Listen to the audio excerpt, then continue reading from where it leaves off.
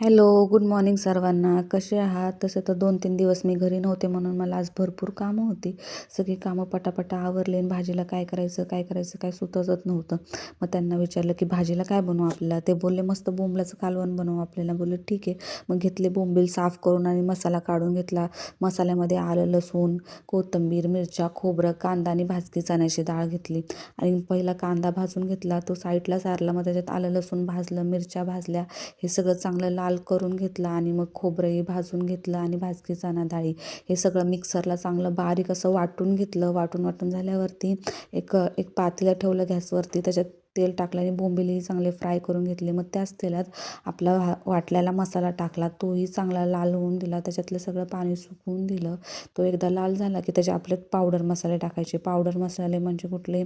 धना पावडर, मिरची powder, chicken मसाला, हळद, मीठ आणि कांदा मसाला ही चांगलं लाल होऊन द्यायचं. त्याला जोपर्यंत तेल सुटत नाही तोपर्यंत. आणि एकदा का लाल झालं की त्याच्यात पाणी टाकायचं आणि उकळी येऊन द्यायची. उकळी येऊन झाली की त्याच्यात आपले बोंबिलही टाकायचं आणि गरम गरम वाढायचं. खरंच खूप छान झालं होतं बोंबलाचं कालवण. Okay, bye bye.